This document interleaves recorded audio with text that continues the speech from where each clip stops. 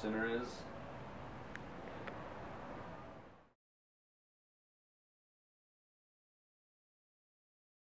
Oh man, I was super scared. I didn't want Hester to rat me out because then I'd just get in a bunch of trouble and it'd be really bad. But on the other hand, I did want her to rat me out because then I'd reveal my sin and I'd be pure and clean.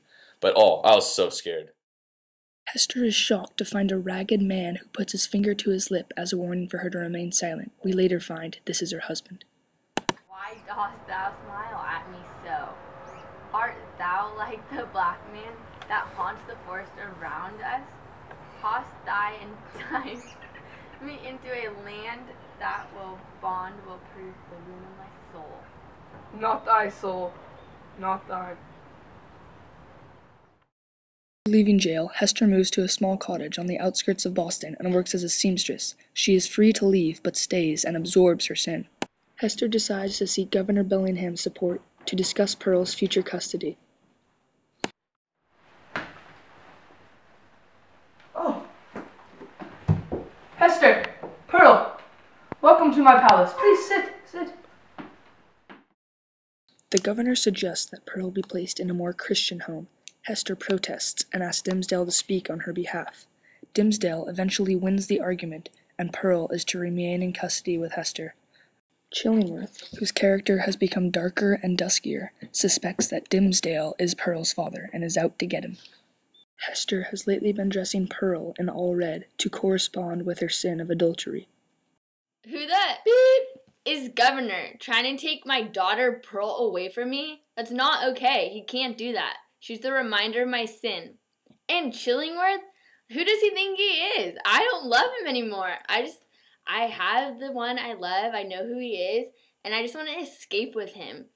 Like, I don't like Chillingworth anymore. No. Hester, Dimmesdale, Pearl is ready to go off to her Christian home. Hester is incapable of raising her with Christianity. Governor, please. Governor, I think she's owned up to her sin and she should be able to have Pearl as her own child. She'll be okay. Dimmesdale, you have persuaded me. Hester, one last chance with Pearl. If not, it's over. Alright, so is Hester or Dimmesdale going to hear any of this? No. Alright, so I'm like, come over here from Europe. Think I'm going to have a great time with my wifey, like get it on after I can't see her for a while. And then I find out she has a child? Really? Who the is this Dimmesdale guy? I mean, I can't get enough of him.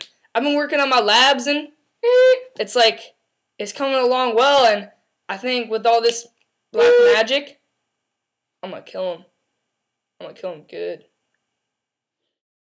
Chillingworth's thoughts about Dimmesdale become darker and darker. He moves into a cottage to quote-unquote take care of the sickly pastor, but in reality, he's trying to kill him. Alright, we're going to move into this house together there, Dimmesdale. This will be great. It's going to be great. I'm going to take care of you. Fantastic. We cannot have our local pastor being sick. Okay. Yeah. Our new cottage. In we go.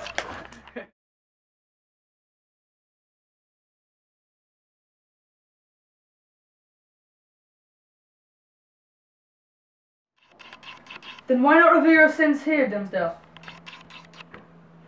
Why not here? Not now. Many a poor soul hath given its confidence to me, not only on the deathbed, but while strong in life and fair in reputation. And ever, after such an outputting, oh, what a relief have I witnessed in those sinful brethren, even as in one who us draws free air, after long stifling with his own polluted breath. How can it be otherwise? Why should a wretched man guilty, we will say, of murder, prefer to keep the dead corpse buried in his own heart, rather than fling it forth at once, and let the universe take care of it? Your statements are interesting, Dimmesdale. Very interesting. What the? You must escape the boxman! Dimmesdale, my labs are coming. Dimmesdale?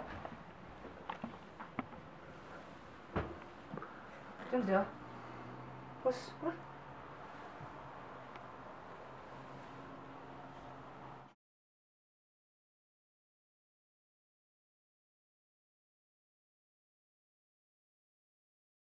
Chillingworth is driving me insane. Like, I can't handle it. I think he knows about the A on my chest. Like, it's freaking me out. Dimmesdale begins to have reoccurring nightmares, in which his sin with Hester is replayed. His guilt is getting the best of him. Finally, Dimmesdale can't take it anymore. He leaves, puts on his preacher outfit, and heads out to the scaffold, where he needs to be alone.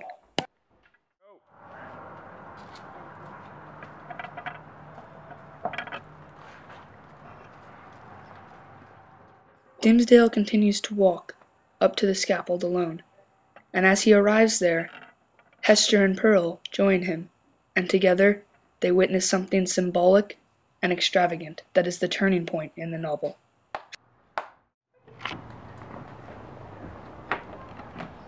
Dimmesdale, what are you doing here? Oh my god, I was just, I was feeling really bad and I woke up and I decided to come up on the scaffolding because I felt really ashamed.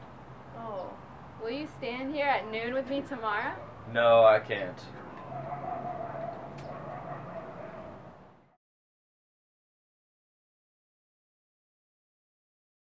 I no longer want to keep our marriage a secret anymore.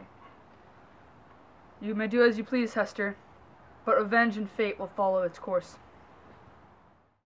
Mommy, look, I made an A out of seaweed, just like yours. No, don't do that. No. You promise no one will hear this? I promise. I just don't know what to think anymore. My mom tells me one thing about my father, but then I find out that there's 2 other men, and I'm getting very suspicious. I don't even know what to think. Like, the kids at school say it's weird to have 2 fathers. Hester, Pearl, I have something to confess. I'm the father of Pearl. I have to tell you something too. Chillingworth is my husband. Let's go to Europe together. No!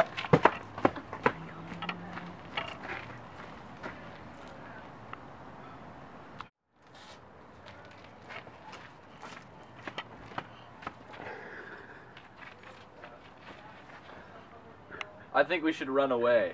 Let's go to Europe together. We should have a real family where I don't have to hide. People, I have something to confess. I have a sin of my own. Hester, Pearl, come up here. I am Hester's sinner, and Pearl is my daughter. I have carved the letter A on my chest for how bad I feel. We're gonna run away to Europe. After his final sermon, Dimmesdale dies, and Pearl and Hester flee. Hester later returns, but Pearl is off somewhere marrying a new man.